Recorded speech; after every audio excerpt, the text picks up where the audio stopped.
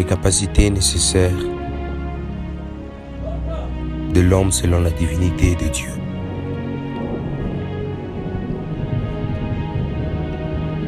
L'homme était notre divin, conçu par Dieu,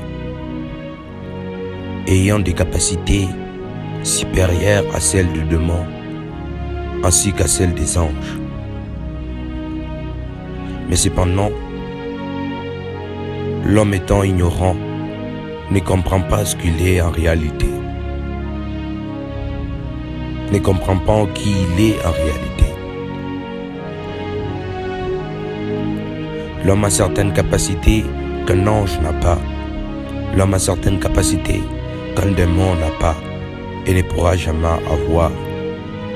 L'homme est un être conçu par Dieu et la création parfaite de Dieu. L'homme, s'il le voulait, par sa foi, a la capacité de construire certaines choses que la foi d'un démon ne peut pas construire, car un démon est rentré à l'état d'obscurité. Un démon, c'est un être obscur, mais un homme, c'est un être lumineux. Un homme a des capacités que Dieu a mis dans lui, c'est que l'homme est capable d'utiliser la force de Dieu. Dieu a mis l'esprit qu'on appelle Saint-Esprit aujourd'hui, c'est pour faire en sorte que l'homme puisse utiliser ces capacités-là. Dieu a mis son esprit dans l'homme, qu'on appelle aujourd'hui Saint-Esprit. C'est pour que l'homme puisse avoir recours à la force de Dieu. L'homme a ces capacités-là et a cette force nécessaire de pouvoir déclarer certaines choses et ces choses se passeront. L'homme a ces capacités-là d'avoir, par l'invocation de sa foi, d'avoir des choses que les hommes ne peuvent pas donner. L'homme n'est pas seulement la chair, mais l'homme est l'esprit. Et les capacités que l'homme a, c'est quoi?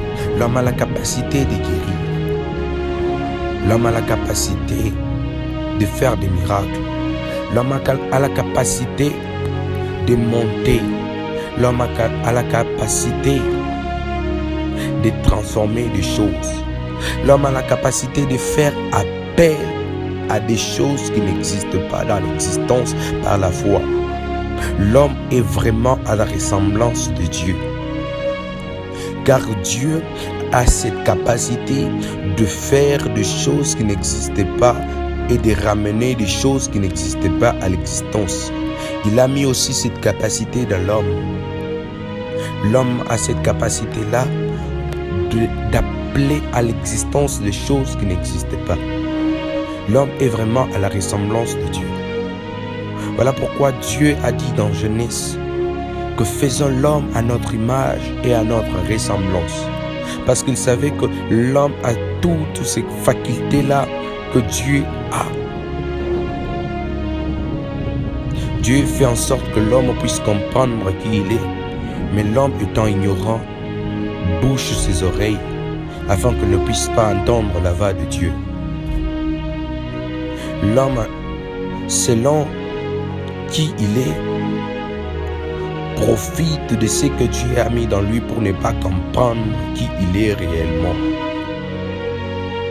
Mais les jours où l'homme comprendra qui il est réellement, il cessera de faire ce qu'il fait aujourd'hui. Parce que l'homme est vraiment un enfant de Dieu. L'homme a été conçu par Dieu parce que Dieu aimait l'homme. Voilà pourquoi Dieu a mis son esprit dans nous, parce qu'il aime l'homme et ne profite pas de l'amour de Dieu pour faire des choses qui sont malsaines à l'égard de Dieu. Tu aimes Dieu. Aime aussi ce qu'il te donne. Tu aimes ton Père, aime aussi qui il est. Oui, je t'aime Jésus. Mais fais-moi comprendre que j'ai ces capacités, Seigneur Dieu, de pouvoir te comprendre et de pouvoir communiquer avec toi partant de l'esprit que tu as mis en moi, ô Seigneur.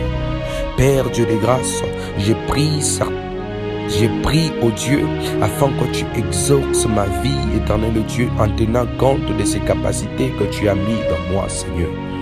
Père, fais de moi un fils qui sera digne de toi, un fils qui sera digne de ta présence, Seigneur Dieu.